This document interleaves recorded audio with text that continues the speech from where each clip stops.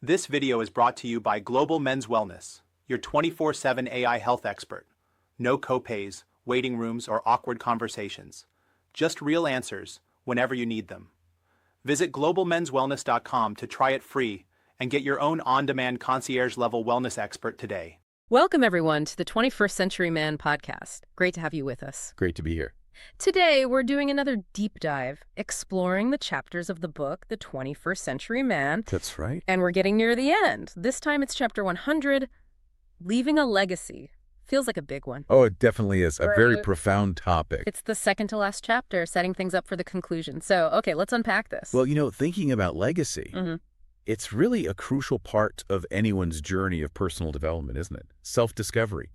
There's that fantastic quote from Pericles, the ancient Greek statesman. He said, what you leave behind is not what is engraved in stone monuments, but what is woven into the lives of others. Wow. That really hits home. Sets the stage perfectly. It does. It frames why this chapter is so important. It's about that ripple effect, Right. And the chapter does a good job, I think, balancing that deep thinking, the self-reflection, with actual steps you can take. Right, because the book really pushes this idea that your hero's journey, it's yours alone. It's personal, unique. Exactly. Not some, cookie-cutter formula you just follow. No, definitely not. And, let's be real. In today's world, there's so much information coming at us. Everything moves so fast. Arguably overwhelming sometimes. Yeah. So the book acknowledges it takes, serious discipline to actually focus, take these big ideas, and turn them into action. And what's fascinating here is the author isn't trying to hand you the answer. Okay.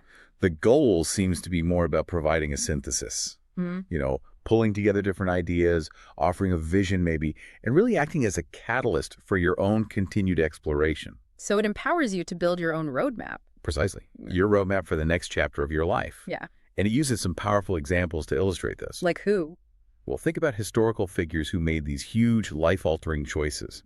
Siddhartha Gautama, the Buddha, left behind royalty, power, everything. To find a way to end suffering. Yeah, exactly. Or Dr. Martin Luther King Jr., that quote of his, just incredible. The ultimate measure of a man is not where he stands in moments of comfort and convenience, but where he stands in times of challenge and controversy. Powerful. And it really makes you think about your own choices, even the small ones. It does.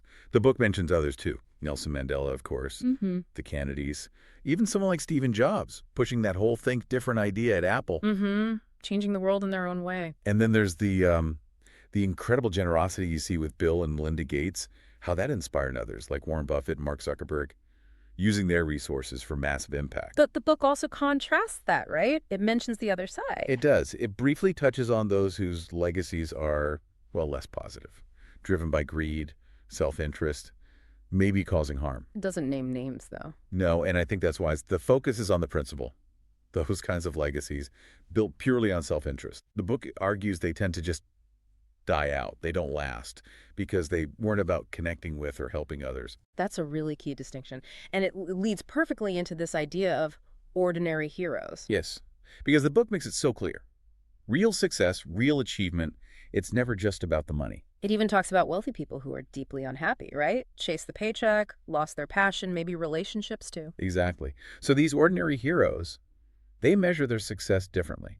It's not one size fits all. So being a good parent, that's a legacy. Absolutely. Or a great teacher, a caregiver, an essential worker putting themselves out there, a veteran who served, countless roles society depends on. It's about the people who just strive to do the right thing day in, day out. That's it. People who hold on to their ethics, their integrity, show empathy, altruism, even when it's hard. And the book gives a really concrete example of this, doesn't it? Bob Weiss. Ah, yes. Bob Weiss. His story is a fantastic illustration. Grew up on a farm, rural Pennsylvania, went to University of Scranton, served in Vietnam, became a CPA. Okay, so a pretty grounded start. Very. And he worked his way up.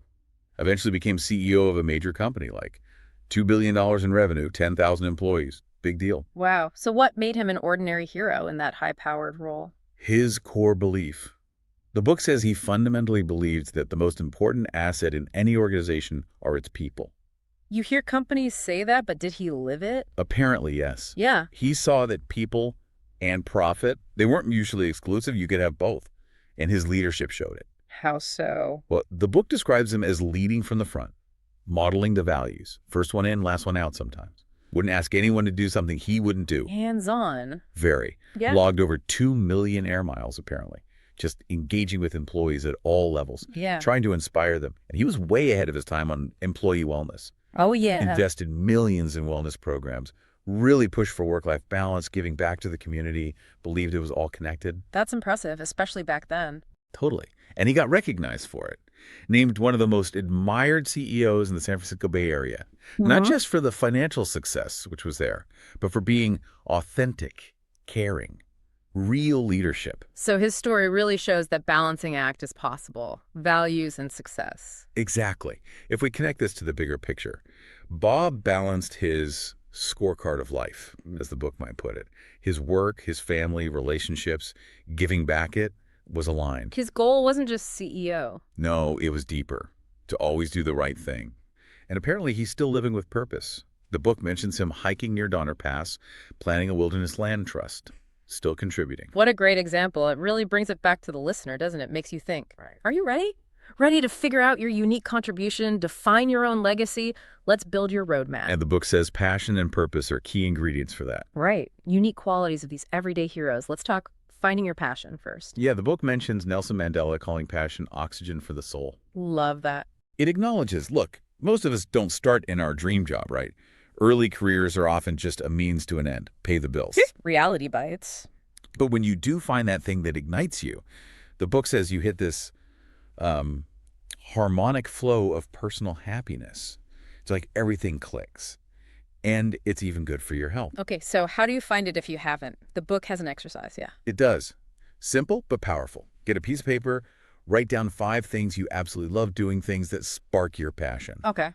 Then, next to each one, write down the last time you actually did it. Ooh, I can see how that might be revealing. Can be a real wake-up call, as the book puts it. Might show you need to consciously bring more of what matters into your life. Makes sense. So from passion, we move to purpose. Exactly. Finding your purpose. This digs deeper. Ask the big questions. What's your why? Why are you here? How do you want people to remember you? Heavy stuff. It is. And it encourages creating a personal mission statement. Something to guide you. It references Viktor Frankl. Man's Search for Meaning. Incredible book. Truly. Frankl survived Auschwitz. And he believed deeply that we all have something significant yet to do, even after immense suffering. Wow. So the book prompts you. What's your significant something? This raises an important question. Are you actively looking for that meaning? Or just letting life happen? Yeah, a crucial distinction.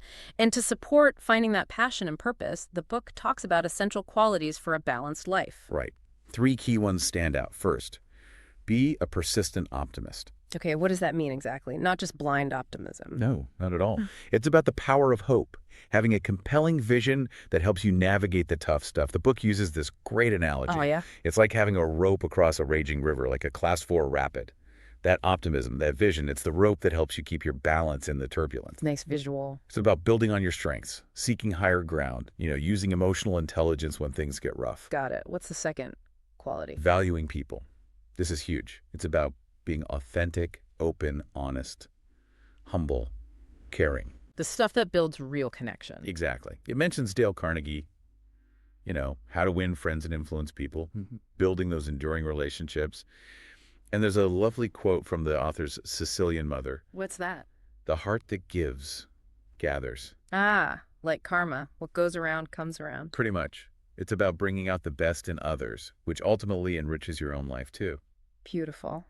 And the third quality? Perspective in life. The book calls this the secret sauce. The secret sauce. Okay. Yeah, it shapes how you consciously decide to live the next phase of your life. It's about stepping back, seeing the bigger picture. Your legacy statement helps build this. So it connects back to legacy. Absolutely. Yeah. And it loops back to another great quote, this one from Albert Pine. What we do for ourselves dies within us. What we do for others lives on forever. That one really sticks with you. It does. The book calls it the mantra of everyday heroes. It's that outward focus. Which brings us to a really direct challenge the book puts to you, the listener. Yeah, it gets personal here. It asks, right now, this very moment, if people were writing a testimonial for you, say, at your retirement party, what would they say? Tough question. Would they say, you're solid, Authentic, someone who genuinely cares, puts others first sometimes. Would they mention your integrity? That you're true to your word, the person people count on when things get tough. It really forces you to confront how you're showing up in the world, doesn't it? It absolutely does. And to help structure that thinking, that potential transformation, the book offers this framework, the 4 quadrants of personal transformation. Right. A practical tool. Quadrant 1 is personal health. The foundation. Absolutely the foundation. The book is blunt. You won't be much good to anyone if you don't take care of yourself. That checkup from your neck up. Physical and mental well-being. Makes sense. You need fuel in the tank. Exactly. So the actionable takeaway here is asking yourself, what steps do I need to take starting today to optimize my own health? And the book offers resources, those key takeaways, online algorithms, templates to help you plan. Okay, health first. Quadrant 2. Quadrant 2 is spirituality or faith. Now, the book acknowledges this isn't for everyone. That's okay. Right. But for many people, faith or spiritual practice provides those core values, that moral compass. It guides how they want to live. So if that part of your life feels maybe neglected or needs a rethink, this quadrant is about that opportunity for a reboot. Finding or reaffirming your guiding principles. Got it. Quadrant 3. Family and relationships. This is a big one, especially for men, the book suggests. How so? Well, the traditional breadwinner role, focused on providing, which is important, of course. Yeah. But sometimes in doing that, men can lose sight of just being present. Yeah, time and attention. Exactly. Being there for kids, partners, friends, offering support, care. The book notes many men feel misunderstood, like their sacrifices for the family weren't fully seen or appreciated. I can see that. Trade-offs are made. Right. Career pressures, long hours. Maybe your own dreams got put on the back burner. But the key message here is, it's never too late. It's never too late to have those conversations, to reconnect, maybe retool things, strengthen those vital bonds with open, honest communication. That's hopeful. So health, spirit, relationships. Yeah. What's a final quadrant? Quadrant 4 is passion unleashed. This really circles back to finding meaning and ultimately happiness. Bringing it all together. Yeah. It quotes someone named Bloom, as long as you believe what you are doing is meaningful, you can cut through the fear and exhaustion and take the next step. Persistence through purpose. Exactly. It reminds us again, those early jobs, often just a means to an end, paying the mortgage, raising the family, necessary. But this quadrant is about consciously building towards something more fulfilling. And crucially, it stresses this cannot be done alone.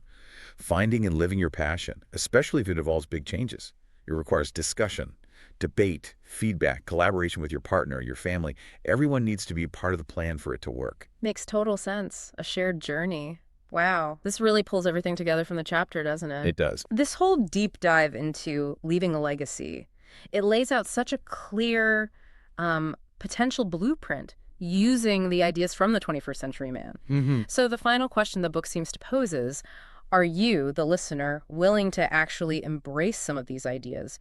Use the algorithms, the advice from the thought leaders in the book to build your blueprint for a healthy, productive, long, meaningful life. That's the challenge. Here's where it gets really interesting. Are you ready to step up? And that ties into one last powerful quote the book shares.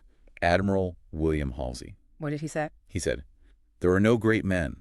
There are only great challenges, which ordinary men like you and me are forced by circumstances to meet." Wow. Puts it right back on us. Exactly. This deep dive, the book itself, it's giving you the perspective, maybe the tools, the blueprint for a better, more purpose-oriented life is available. It really is your time. Your time to rise to that challenge, optimize your manhood, as the book says, and seize those profound words from the Admiral. What a fantastic way to think about it. This has been an incredibly insightful deep dive into Chapter 100, Leaving a Legacy, just packed with actionable ideas. It's a powerful chapter. It really is. And kudos again to the 21st century man for providing such a clear path. We strongly, strongly encourage you listening to grab the book yourself and continue your own exploration. Absolutely. Well worth the read. And thank you for joining us on the deep dive today. It's been a great discussion. It really has. And make sure you join us next time for our final deep dive in this series. We'll be tackling the last chapter, Chapter 101, The Journey Continues. You definitely won't want to miss wrapping this up with us. Take control of your health anytime, anywhere. Visit globalmenswellness.com and start your free trial today. Get expert-level answers in seconds, not weeks, without the cost, the wait, or the awkward conversations. Real support on your terms. Visit globalmenswellness.com now.